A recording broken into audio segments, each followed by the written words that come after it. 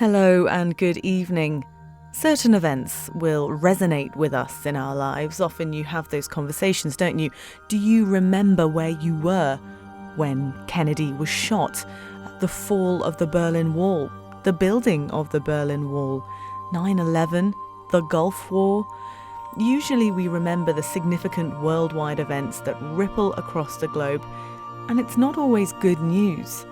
But one memorable day that certainly goes down in history is considered one of the most incredible and advanced events humankind has ever achieved. I can only go back to before the moon landed, when I was at school. And there was a teacher there who turned around and said, one day, he said, they will land people on the moon. Well, you can imagine what children said.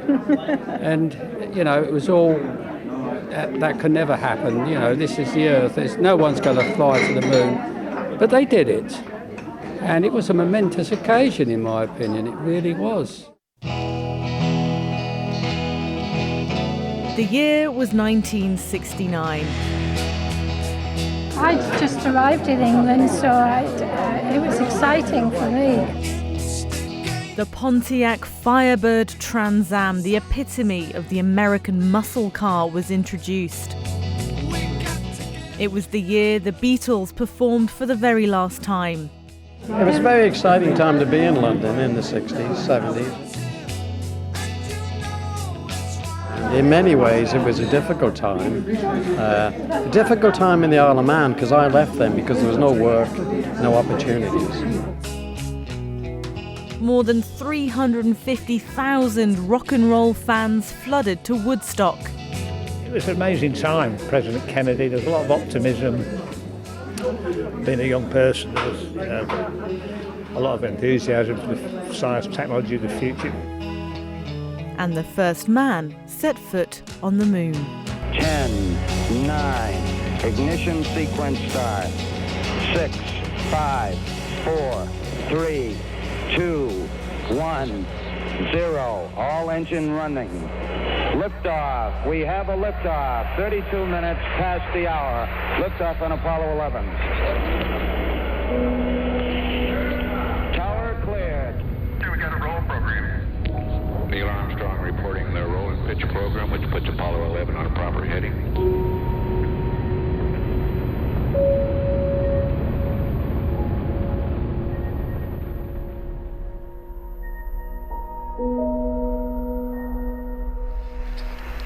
Tranquility Base here. The Eagle has landed.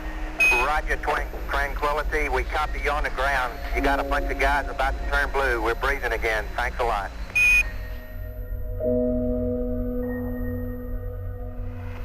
Hello, Neil and Buzz. I'm talking to you by telephone from the Oval Room at the White House. And this certainly has to be the most historic telephone call ever made. I just can't tell you how proud we all are of what you... For every American, this has to be the proudest day of our lives. And for people all over the world, I am sure they too join with America in recognizing what an immense feat this is.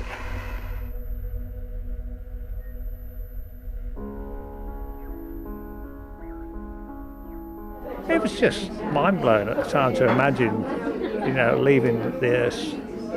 And that first photo, looking back at the Earth, the blue planet, was just incredible.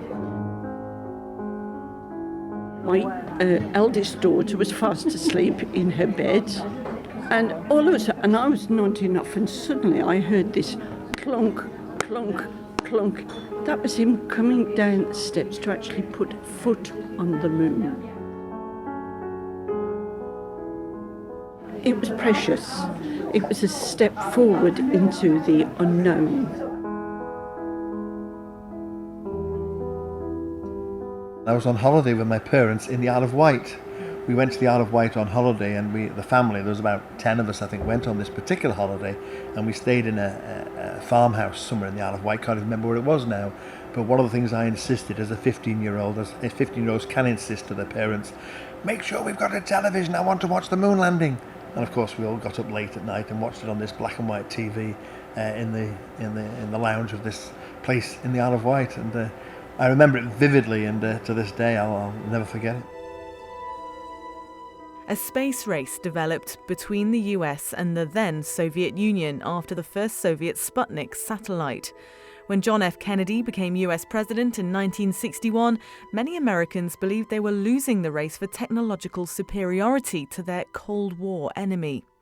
It was in that year that the Soviet Union made the first ever manned spaceflight. The US was determined to get a manned mission there first, and in 1962 Kennedy made a now famous speech announcing, "We choose to go to the moon." It was a period of enthusiastic campaign, anything. There was no boundaries. Landing on the moon was symbolic of that period, that time of changing culture and attitudes. The space race continued, and in 1969 the Soviets successfully guided an unmanned craft to touch down on the moon. The US Space Agency, NASA, committed huge amounts of resources to what became known as the Apollo program. About 400,000 people worked on the program at a cost at the time of $25 billion. All around the world right now, all around this world, people are gathering in front of television sets, and in some places they're gathering in rather large numbers.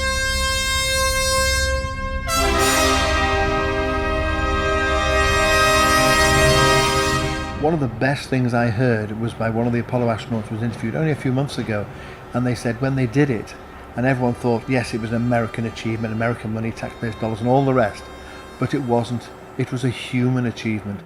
And the man most well associated with astronomy here on the Isle of Man, certainly here at Manx Radio at least, is Howard Parkin of Manx. And I think when we look back on in time now at the first steps of a man on the moon, yes, he was American, but it was a man who walked on the moon, and it was the achievement of humanity to do that. And I think that's great. That brings us all together. I think 600 million people, I think, was the number of people who watched the moon landing. Incredible numbers. And it did bring the world all together for that pivotal moment.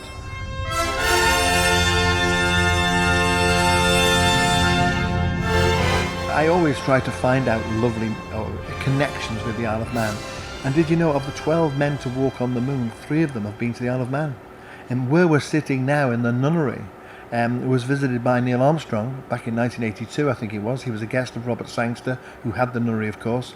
And then in 1985, to my absolute horror, I have to say, I was in the same marquee as Alan Shepard, the first American to go into space and the 5th man to walk on the moon.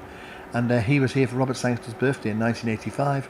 I was working that night, opening up bottles of champagne all day. I was working for the brewery, and it was for his birthday. And I found out the next morning that Alan Shepard had been in the audience, and I didn't see him. And also, of course, Neil Armstrong came back in 2009, as a private visitor of John Taylor. Everyone knows him, Strix. He's very heavily into horology and inventions and that sort of stuff. And Neil Armstrong came here in 2009, and I've got the picture which I'm using in one of my lectures, which John has very kindly given me permission to use. But Jim Irwin, the Apollo 15 lunar module pilot, like Buzz Aldrin was the lunar module pilot, he came to the Isle of Man 4 times in the early 80s. And in fact, if you go down to Ballacalawi, down in Colby there, there's a tree which was planted by Jim Irwin, and the plaque in front of the tree says, this tree was planted by Colonel Jim Irwin, USAF, US Air Force. He walked on the moon and in this garden. That's a lovely touch.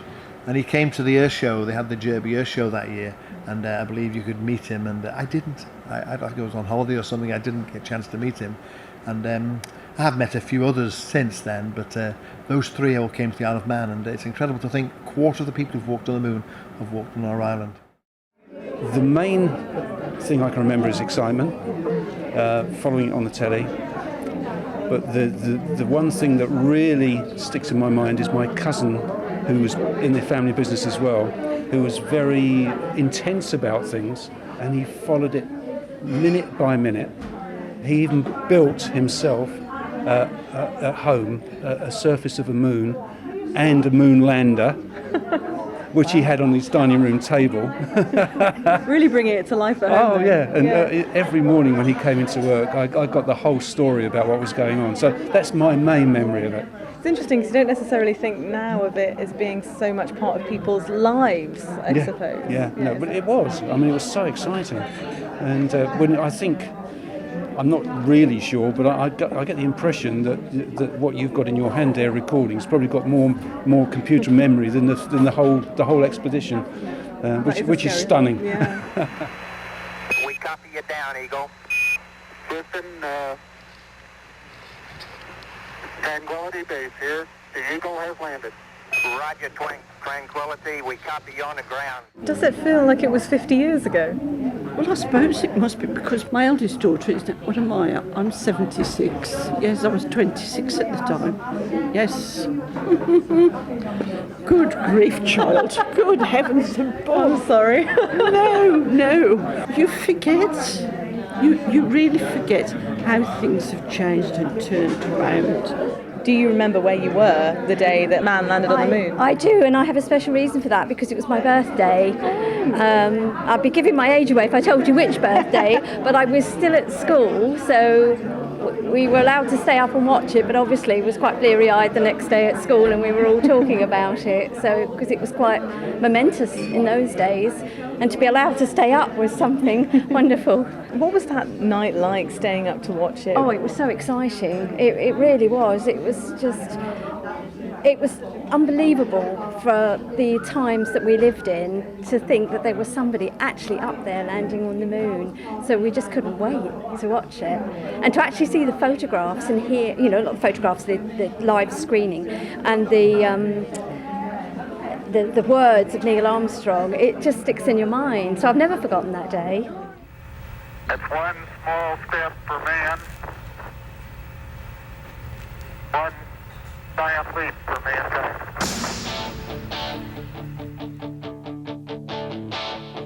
I got my first real six string, bought it at the 5 and dime. And I'd started flying with the OAC, and my roster or whatever took me London, Detroit. Was it the 19th of July? And when we were out in Detroit, I turned on the television in the hotel room to see the men actually arriving on the moon. But the next night coming back to London, it was a clear night the whole way across the Atlantic. And I remember looking up at that full moon in the sky thinking, somebody walked up there last night. And that bit has always sort of remained with me because it was so unusual 50 years ago. To believe that they actually got there. So sort of seeing it on the television had less of an impact than actually just looking at the moon yourself? Well, I think it suddenly sunk in the next night that what I'd seen on the television the day before had actually happened to that sort of ball up there. Yes, yeah.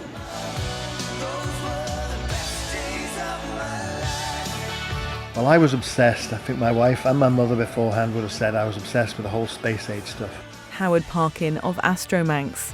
And I'll actually go back to 1961 because it started in 1961. I was a young boy. I was 7 years old playing football in the road, as we did in those days. And my mum came outside. It was the 15th of April 1961, and my mother came outside and said, boys, come inside. I want you to see this very brave man. Who's this?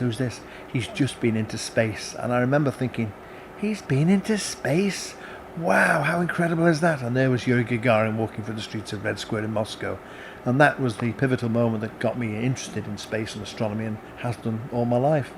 But fast forward now to 1969. The first great thing I did was in 1969 in January when they announced the crew of Apollo 11. I wrote all three of them a letter. And I got back signed photographs from Mike Collins and Buzz Aldrin, just an autograph from Neil Armstrong, which I've still got. But the one from Buzz Aldrin has got written on it, to Howard Parkin, best wishes, Buzz Aldrin, Apollo 11.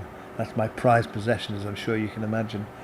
And of course, we didn't know for certain that they would be the ones to go to the moon in July 1969. It may well have been Apollo 10, 11, 12, or even 13 may have been the first landing. It was all subject to how the various flights progressed. But of course, we all know what happened, and Neil Armstrong made history on that day, on the 21st of July, when he stepped foot on the moon. What did it give us that we didn't know before? What did it give the world? Well, apart from pushing the envelope, as they say, and faster, higher and stronger. The technology that grew out of the space era. I mean, let's be honest, if we hadn't had a space race, there probably would have been a war. I reckon the Americans and the Russians, instead of fighting each other, they fought in space for dominance. And of course the whole thing started with the Russians and the Sputnik and then Gagarin and so on. But the technological advances, and the Americans really proved that they were slower in the uptake. They were much slower getting into space and getting the first few major achievements, which the Russians seemed to dominate.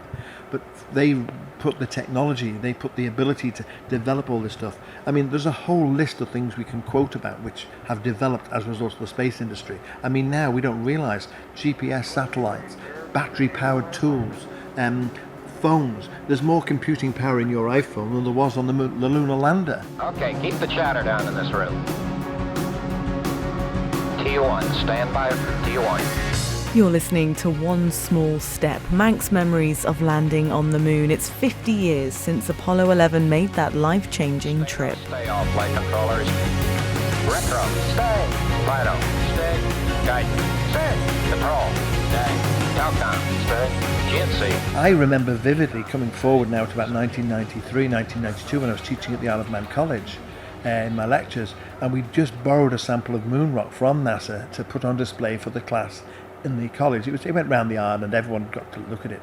And as I drove down Homefield Road and turned left to go along Glen Crutchley Road, the moon was rising. And I'm thinking, I've just been looking at and touching a piece of rock that came from that. And this whole idea that we can do something this incredible, it doesn't have to be moon landings. It can be going to the top of Everest or the deepest ocean or some inhospitable place on the earth. It's mankind's drive and desire to do things that are not comfortable. Look at the TT. Yes, we know it's dangerous, but there's an innate desire to be faster, stronger, higher. And that's what the moon landings were about to me. It was just an amazing achievement. As we look to the future of space exploration, returning to the moon has now become one of our most important goals. For this reason, in 2009, NASA sent 2 new spacecraft launched in tandem to the moon. We're here at the Dome, and I suppose let's start with where we are, because it's so significant for our conversation today, because it is all about, well, the moon. Exactly, and when you think about this place, this really is a sort of futuristic place. This is the place where you can immerse yourself literally in the scene above you, be it the moon, be it the stars, be it meditation or whatever this place is. Adrian always plays heck with me because he says I call it a planetarium, which fundamentally it is. But it's more than that. Its official title is a 360-degree immersive cinema. And of course, we all know that if you go to these big cinemas, the IMAX cinemas, where you get a huge screen in front of you, well, this goes to the next step.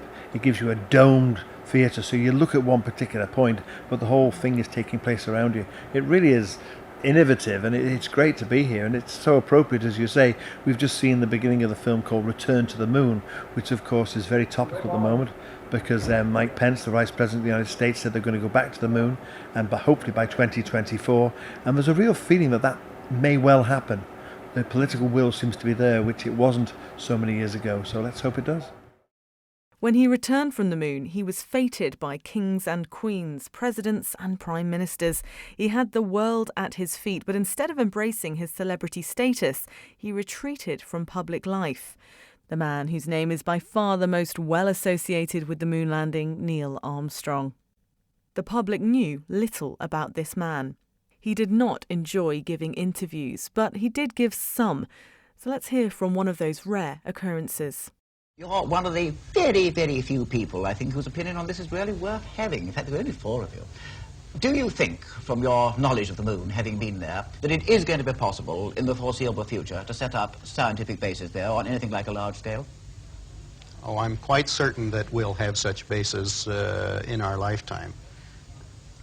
Somewhat like the Antarctic stations and similar scientific outposts, continually manned. Although certainly there's the problem of the environment, the vacuum, and the high and low temperatures of day and night. Still in all, in many ways, it's more hospitable than Antarctica might be. There are no storms, no snow, no high winds, no unpredictable weather phenomena that we're yet aware of, and the gravity is a very pleasant kind of place to work in, better than here on Earth. And I think it would be quite a pleasant place to do scientific work and quite practical. Mr. Armstrong, thank you very much. And again, let me say what a tremendous honor and privilege it's been to have you with us. Thank you. Houston, this is Tranquility. We're standing by for a go for cabin depress, over. I spoke to 3 students, all heading to Houston, Texas, to study at NASA's Space School. I was keen to hear what they thought about the moon landing 50 years ago from that young person's perspective. So let's hear now from Alexander Brew from QE2, Harry Dunn from Ramsey Grammar School, and Hannah Midgell from St Ninians. Well, there's plenty of modern films and media still coming out about it. I know there was a film about Neil Armstrong coming out recently. I watched that. That was great. And it's great how something that happened so long ago can still inspire people into going into this industry today. Does it inspire you, that moment? Yeah, starting from the speech that Kennedy made, it's not because it is easy, but because it is hard. That's a great inspirational quote that, you can base your life on. What do you think about when you think of man landing on the moon? I think it's incredible, and I hope when we land on Mars it'll have the same kind of impact on young people and inspiring a new generation of scientists. And just find it absolutely mind-blowing how they did it with the technology at the time, because they basically went from, we've got a few satellites up into space, let's go land on the moon with a man. I don't see how they managed to do it, but they did pull it off in the end. I think it's through seeing documentaries and stuff, and you see the mission controls and these really old computers, and it's incredible that they managed to do that. I remember my mum talking about it because she was born on the day that man landed on the moon, and I'm actually leaving on her birthday to go to space school, but I'm pretty sure I remember her telling me about that and how her mum would have been in the hospital giving birth to her. I think that's probably the first time I heard about it. What did you think? I thought it was incredible, and I was always interested in science as a kid, so yeah, that was really exciting. Yeah, I would say when I heard about it, I thought it was amazing. Wow, look at what we can do. When I was younger, submarines, for example, I still don't get how submarines work to this day. I still think that's amazing. And that's a long time ago. Yeah, that's really long. But I'd say it's really unique, kind of. You feel like we can do so much. Why can't we do more? And it's kind of what are we going to do in the future to go even further? Because we've only had planes for, about 100 years or so, and we've landed on the moon 50 years ago. It's why haven't we done anything recently? There's not any big kind of things. I can remember back in primary school, our head teacher was a big fan of giving these inspirational speeches, and most of them were very, very good, and one of them was about the moon. And that really put in perspective for me, how huge of an achievement getting to the moon was for man.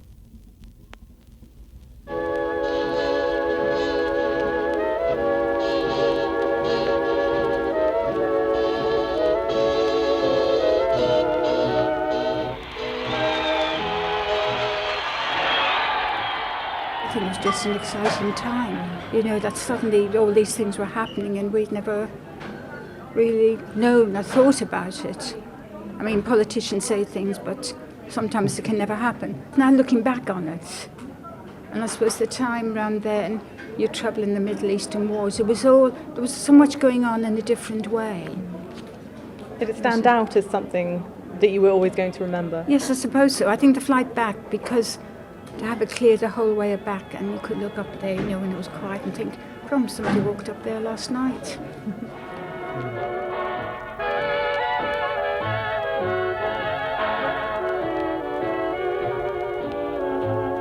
They entered the entry corridor at 25 minutes to 8, and they splashed down 15 minutes later. And those famous scenes of seeing the spacecraft coming down with the three red and white parachutes blossoming out as the spacecraft came down to the surface. And that was it. They had landed, they opened the door of the spacecraft, threw in 3 protective suits and shut it again. And this was all to protect the Earth, basically, from any potential lunar germs that may have existed. So using the negative pressure of the spacecraft so the air wouldn't flow out the spacecraft, they turned the pressure down, they threw in these spacesuits, the astronauts put them on, they were then winched up into the helicopter where they were transferred to the Hornet, and they went into a mobile quarantine facility. President Nixon was there to see them. They went into quarantine for 14 days, actually, and famously, there's a lovely story that when they landed in the quarantine unit in Hawaii, Customs and Excise wants to know if they had any goods to declare, and so they declared moon rock. I remember as a child looking through my dad's homemade telescope up to the moon as he attempted to explain to me the intricacies of the surface I was looking at, and then noticing myself for the first time the uneven surface, which seemed to be littered with craters. I can't say for sure whether I truly grasped at that moment the realities of what putting a man on the moon really meant. But growing up after the event means it's what you've always known. It's not really until I researched this programme, listened to and watched the archive footage, and interviewed people with the real memories, living and breathing it at the time. It wasn't until then, I think, that I saw how much of an impact it had had on people. And not just Americans, but people as far away as China, Australia, Uruguay, South Africa, Hawaii, the Isle of Man. Looking up at the same moon, where 50 years ago Neil Armstrong, Buzz Aldrin and Michael Collins travelled through space to that place 250,000 miles away.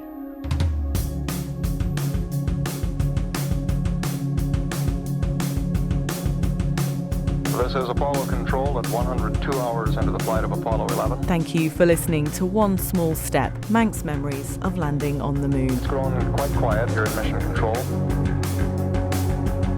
A few moments ago, Flight Director Gene Kranz requested that everyone sit down, get prepared for events that are coming.